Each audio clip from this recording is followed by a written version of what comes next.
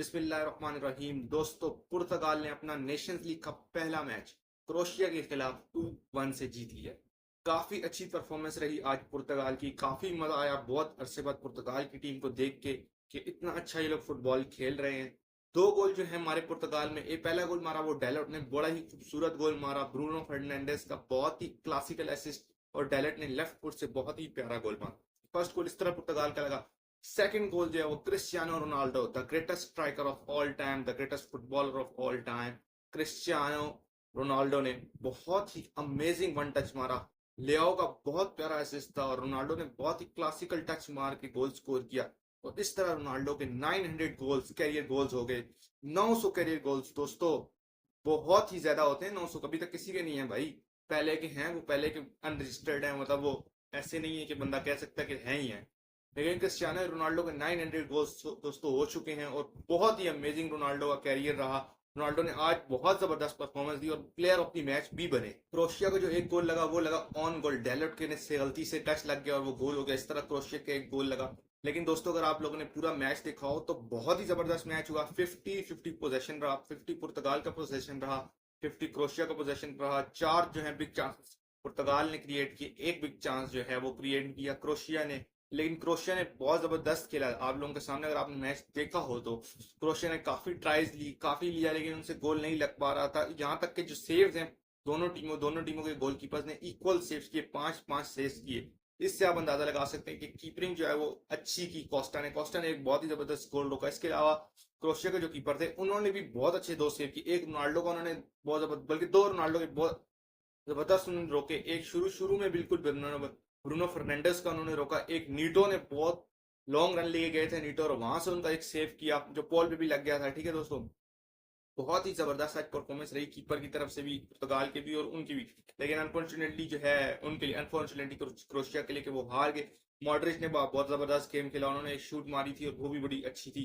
Croatia ने proper game खेला, पुर्तगाल ने प्रॉपर खेला। लेकिन अगर हम पुर्तगाल की दोस्तों बात करें, आज लग रहा था कि जैसी ये टीम पेपर पे दिखती है वैसे ये आज गेम में खेल रही है, क्योंकि ऑन पेपर ये टीम बहुत जबरदस्त है भाई पुर्तगाली। इनकी थोड़ी डिफेंस में वीकनेस थी आज, वरना मिडफील्ड में ब्रूनो फर्नांडेज, उसके बाद आप अगर उसको देखें मतिन्हा भी अच्छा ही खेला था, ठीक है, इंजर्ड हो गए थे।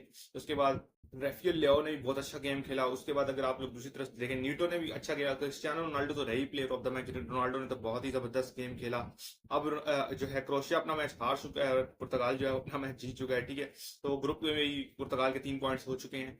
अब पुर्तगाल अगर ऐसे ही जारी रखे तो पुर्तगाल, यकीन करो यार, अगर पुर्तगाल की जो टीम है ना, अगर ये प्रॉपर खेलने लग जाए ना एक दूसरे के साथ, प्रॉपर आज जिस तरह खेल रही थी, जिस तरह ब्रूनो फर्नांडिस ने बहुत जबरदस्त रोनाल्डो को एक पास भी बना दिया जो कि कीपर ने सेव कर लिया था। अगर इसी तरह ये पुर्तगाल टीम दोस्तों खेले तो यकीन करो ये अगले जो 2026 का वर्ल्ड कप आ रहा है उसमें एक स्ट्रॉन्ग कंटेंडर है वर्ल्ड कप जीतने की। अब आप बोलोगे क्या बोल रहा है यार ये, लेकिन सही बता रहा हूँ कि पुर्तगाल की जो ऑन पेपर टीम है वो बहुत जबरदस्त है, even better than Argentina. Argentina की ऑन पेपर टीम से ज्यादा अच्छी पुर्तगाल की ऑन पेपर टीम होती है।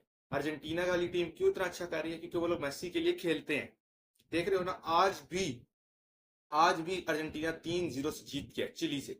मेसी नहीं खेल रहे, क्यों? उनकी टीम में एक ऐसी बॉन्डिंग हो चुकी है, ऐसी एक इत्तेहाद आ चुका है कि वो खेल ही अच्छा रहे हैं।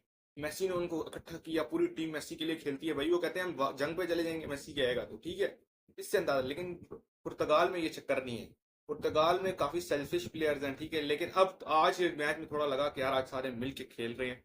अगर ऐसा ही ये लोग आगे भी खेले दोस्तों तो पुर्तगाल जो है वो बहुत अच्छा कर सकती है, नेशन लीग में भी, आगे वर्ल्ड कप में भी बहुत जबरदस्त कर सकती है। और रोनाल्डो का कैरियर जो है वो बहुत ही अच्छे जगह पे जो है वो खत्म हो सकता है। अगर आप लोग देखें सबसे ज्यादा अटैक कहाँ से लगे, सबसे ज्यादा अटैक रोनाल्डो वाली साइड से लगे, क्योंकि रोनाल्डो आपको पता है यार जगह बनाता है, स्पेस क्रिएट करता है, अब जाके हेड मारता है, शूट मारता है, ज्यादा से ज्यादा पासेज लेने की कोशिश करता है। रोनाल्डो की ये तो खसूसियत है कि वो जगह बहुत जबरदस्त बना लेता है। उसका स्ट्राइकिंग जो ऑप्शन है, हेड उसका बहुत स्ट्रॉन्ग है। ऐसा हेड तो अभी दुनिया के में किसी के पास भी नहीं है भाई, जो उसके हेडर्स हैं उसके जो हेडर्स हैं भाई वो मिस नहीं करता। अगर आपने उसको चांस दे दिया तो वो गोल है भाई।